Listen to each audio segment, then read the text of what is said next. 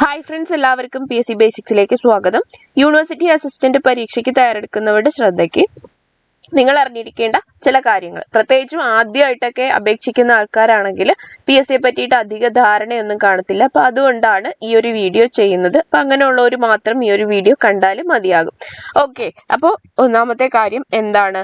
University assistant പരീക്ഷയ്ക്ക് തയ്യാറെടുക്കുന്നവർ PSC പറ്റി അറിഞ്ഞിരിക്കേണ്ട ഏറ്റവും പ്രധാനപ്പെട്ട കാര്യം, ഏകദേശം 1-2 വർഷത്തോളം എടുക്കുന്ന ഒരു പ്രോസസ്സാണ് PSCയുടെ ഓരോ പോസ്റ്റിലേക്കുള്ള റിക്രൂട്ട്മെന്റ്. ഇത് യൂണിവേഴ്സിറ്റി അസിസ്റ്റന്റ് പരീക്ഷയുടെ ആദ്യത്തെ പരീക്ഷ നടന്ന സമയത്ത് വളരെ ഫാസ്റ്റ് ആയിട്ട് നടന്നു. ഏകദേശം ഒരു 6 മാസത്തിനുള്ളിൽ തന്നെ വിജ്ഞാപനം വന്നു, എക്സാം നടത്തി, റാങ്ക് ലിസ്റ്റ് പബ്ലിഷ് ചെയ്തു, ആൾക്കാർക്ക് ജോലിയും കിട്ടി. ഒരുപാട് ആൾക്കാർ PSCയിലേക്ക് തിരിയാൻ തന്നെ ഈ ഒരു യൂണിവേഴ്സിറ്റി അസിസ്റ്റന്റ് എക്സാം കാരണമായി. ഓക്കെ, പക്ഷേ അതിൽ നിന്നും വ്യത്യസ്തമാണ് ഇപ്പോഴത്തെ അവസ്ഥ.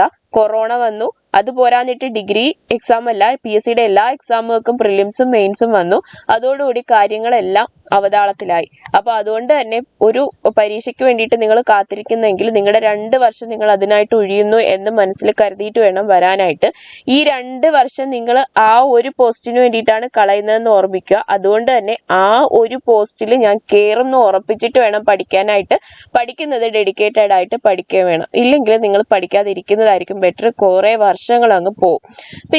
പിന്നെ നിങ്ങൾ സ്ഥിരം കേൾക്കുന്നതാണ്, നിങ്ങൾക്ക് ഇനി ഗവൺമെന്റ് ജോലിയൊന്നും കിട്ടത്തില്ല, പിൻവാതിൽ നിയമനവും പിന്നെ ബാക്കി പാർട്ടി തിരികെ കയറ്റലും ഒക്കെ കഴിഞ്ഞിട്ട് കിട്ടുന്നത് നിങ്ങൾക്ക് 1-2 വേക്കൻസി, എല്ലാം കഴിഞ്ഞിട്ട് നിങ്ങളുടെ കയ്യിൽ കിട്ടുന്നത് കുറച്ച് വേക്കൻസി മാത്രമായിരിക്കും എന്നുള്ളത് കാര്യം സത്യമാണ്. പക്ഷേ നമ്മളെ സാധാരണക്കാരെ സംബന്ധിച്ചിടത്തോളം വേറെ വഴിയില്ല. നമ്മുടെ ഒരു ഉയർച്ച എന്ന് പറയുന്നത് ഒരു ഗവൺമെന്റ് ജോലി കിട്ടിയാലേ പറ്റത്തുള്ളൂ എന്നാണ് നിങ്ങൾക്ക് തോന്നുന്നുണ്ടെങ്കിൽ ഉറപ്പായിട്ടും നിങ്ങൾക്ക് ആ ലാസ്റ്റ് കിട്ടുന്നുണ്ടല്ലോ, എല്ലാവരും എടുത്തിട്ട് ബാക്കി കിട്ടുന്ന വേക്കൻസി, ആ വേക്കൻസിയേ ഉള്ളൂ. അപ്പൊ അതാണ് ഇതുവരെ ആയിട്ട് ആൾക്കാർക്ക് കിട്ടിക്കൊണ്ടിരിക്കുന്നതും സാധാരണക്കാർക്ക് കിട്ടിക്കൊണ്ടിരിക്കുന്നത്.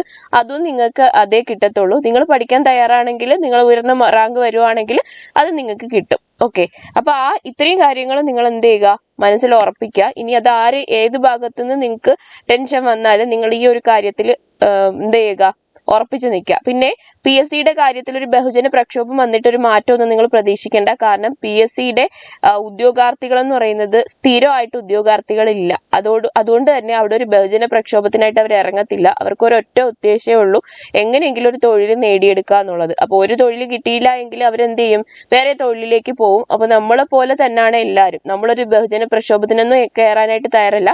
എത്രയും പെട്ടെന്ന് ജോലി കിട്ടണമെന്നൊരു താല്പര്യക്കാർ മാത്രമാണ് നമ്മൾ. അതുകൊണ്ട് നമ്മളൊന്നും ഇറങ്ങത്തില്ലല്ലോ. അപ്പൊ അതുകൊണ്ട് അങ്ങനെ ഒരു മാറ്റം നിങ്ങൾ പ്രതീക്ഷിക്കേണ്ട. ഓക്കെ, ദെൻ അങ്ങനെ ഒരു മാറ്റം ഉണ്ടാവുന്നെങ്കിൽ തന്നെ അതൊരു വലിയ വിപ്ലവമാവും. ഓക്കെ, ദെൻ എബൌട്ട് 1000 വേക്കൻസീസ് ഉണ്ട്. അത്ര ഈ സ്റ്റേറ്റ് വൈഡ് അല്ലേ, 1000 വേക്കൻസിയല്ലേ ഉള്ളൂ. ഈ 1000 വേക്കൻസീസിൽ നമുക്ക് കിട്ടുമോ എന്നൊക്കെ ചോദിക്കുന്ന ആൾക്കാരാണെങ്കിൽ തിരിച്ച് ചിന്തിക്കുക, എന്താണ് 1000 വേക്കൻസി ഉണ്ട് എന്ന് ചിന്തിക്കുക. ആ 1000 വേക്കൻസിയിൽ എന്തായാലും ഞാൻ കയറി പറ്റൂന്ന് ചിന്തിക്കുക. പിന്നെ ഗുഡ് സാലറി ഉണ്ട്, പ്രൊമോഷൻ ചാൻസസ് ഉണ്ട്. ഇതിനെ പറ്റിയൊക്കെ ഇടയ്ക്കിടയ്ക്ക് ഒന്ന് ആലോചിച്ച് നോക്കുക. ആലോചിച്ചിട്ട് സിലബസ് കംപ്ലീറ്റ് ചെയ്യാനായിട്ട് ശ്രമിക്കുക.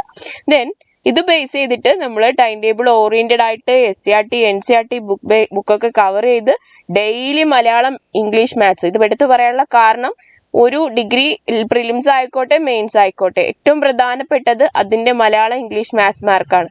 ഈ മാത്സ് മാർക്ക് നമ്മൾ ഉറപ്പായിട്ടും നിങ്ങൾക്ക് നേടിത്തരണം. ആ ഒരു രീതിയിൽ ഡെയിലി ക്ലാസ് വരുന്നുണ്ട്. അത് പോരാഞ്ഞിട്ട് റിവിഷൻ ക്ലാസ്സസ് ഉണ്ട്, വീക്ക്ലി എക്സാംസ് കാണും. പിന്നെ വീക്ക്ലി നിങ്ങൾക്ക് റിവിഷൻ ചെയ്യാനുള്ള ടൈം ഉൾപ്പെടുത്തിയിട്ടുള്ള സ്റ്റഡി പ്ലാൻ ആയിരിക്കും. ടോപ്പിക് വൈസ് ഓരോ ടോപ്പിക്ക് തീരുന്നതിനനുസരിച്ച് അത് ബേസ് ചെയ്തിട്ടുള്ള എക്സാംസ് ഉണ്ടായിരിക്കും.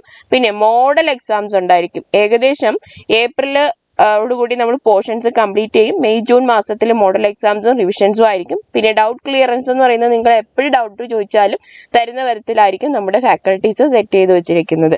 അപ്പോൾ ഇതിനെ പറ്റിയിട്ട്, ഈ ഒരു കോഴ്സിനെ പറ്റിയിട്ട് നിങ്ങൾക്ക് എന്തെങ്കിലും അറിയണമെന്ന് താല്പര്യം ഉണ്ടെങ്കിൽ ഉറപ്പായിട്ട് നിങ്ങൾ എന്ത് ചെയ്യുക, നമ്മുടെ കോഴ്സിൽ ജോയിൻ ചെയ്യുക.